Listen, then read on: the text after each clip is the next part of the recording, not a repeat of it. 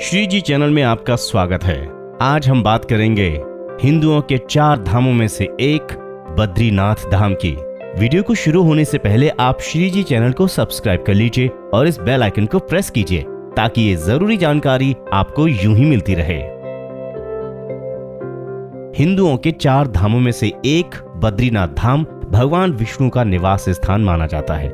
ये भारत के उत्तरांचल राज्य में अलकनंदा नदी के बाएं तट पर नर और नारायण नामक 2 पर्वत श्रेणियों के बीच स्थित है। गंगा नदी की मुख्य धारा के किनारे बसा ये तीर्थ स्थल हिमालय में समुद्र तल से 3050 मीटर की ऊंचाई पर स्थित है। आइए जान लेते हैं इसके वो 10 रहस्य जिसके बारे में शायद ही आपको पता होगा। हिंदुओं के 4 धाम तीर्थ स्थल के नाम हैं बद्रीनाथ, द्वारिका, जगन्नाथ और रामेश्वरम। ये 4 धाम प्रमुख हैं, लेकिन जब व्यक्ति बद्रीनाथ दर्शन करने जाता है तो उसे गंगोत्री, यमुनोत्री और केदारनाथ के दर्शन भी करना चाहिए। इन चारों को मिलाकर छोटा धाम कहलाता है। केदारनाथ को जहां भगवान शंकर का आराम करने का स्थान माना जाता है, वहीं बद्रीनाथ को सृष्टि का 8वां वैकुंठ कहा गया है, जहां भगवान विष्णु 6 माह निद्रा में रहते हैं और 6 माह जागते हैं।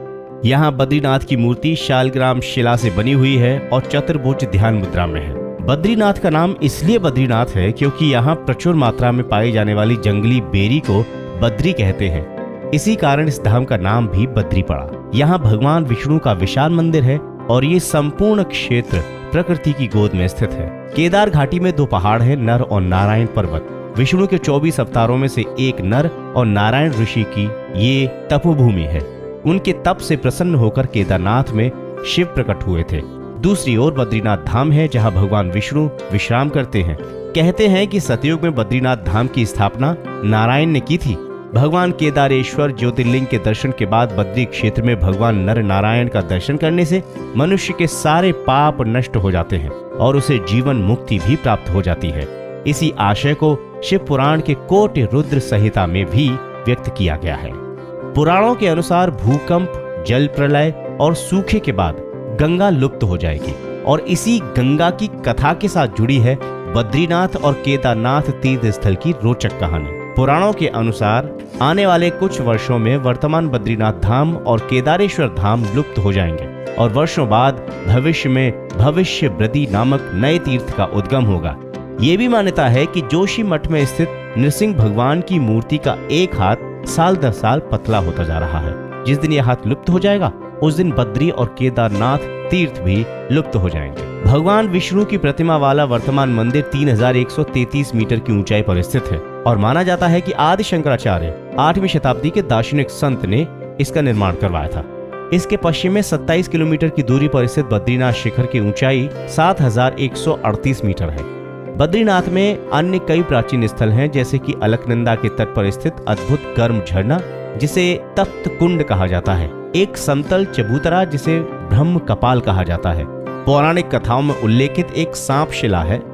शेषनाग की कथित छाप वाला एक शिलाखंड शेष नेत्र है। भगवान विष्णु के पैरों के निशान हैं, चरण पादुका।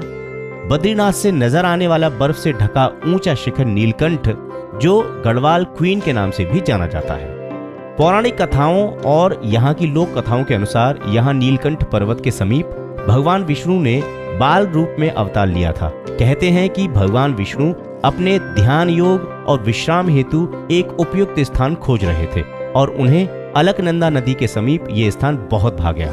उस वक्त ये स्थान भगवान शंकर और पार्वती का निवास स्थान था। ऐसे में विष्णु ने एक युक्ति सोची। एक दिन शिव और पार्वती भ्रमण के लिए बाहर निकले और जब वो वापस लौटे तो उन्होंने द्वार पर एक नन्हे शिशु को रोते हुए देखा। माता पार्वती की ममता जाग उठी। वो उस शिशु को उठाने लगी, तभी शिव ने रोका और कहा कि उस शिशु को मत छुओ। पार्वती ने पूछा क्यों? शिव बोले ये कोई अच्छा शिशु नहीं है। यहाँ ये अचानक कैसे आ गया और कहाँ से आ गया? दूर तक कोई इसके माता पिता नजर नहीं आते। ये कोई बच्चा नहीं बल्कि मायावी लगता है। लेकिन माता पार्वती नहीं मानी और वो बच्चे को उठाकर घर के अंदर ले गई। पार्वती ने बच्चे को चुप कराया और उसे दूध पिलाया। फिर वो बच्चे को वहीं सुलाकर शिव के साथ नजदीक के एक गर्म झरने में स्नान करने के लिए चली गई। जब वे दोनों वापस लौटे तो उन्होंने देखा कि घर का दरवाजा अंदर से बंद था। पार्वती ने शिव से कहा कि अब हम क्या करें? शिव ने कहा कि ये तुम्हारा बालक है, मैं कुछ नहीं कर सकता। अच्छा होगा कि हम कोई नया ठिकाना ढूंढ लें। क्योंकि अब दरवाजा नहीं खुलने वाला और मैं बलपूर्वक इस दरवाजे को नहीं खोलूंगा। कहते हैं कि शिव और पार्वती वो स्थान छोड़कर केदारनाथ चले गए। इस तरह भगवान विष्णु ने जबरन बद्रीनाथ को अपना विश्राम स्थान बना लिया।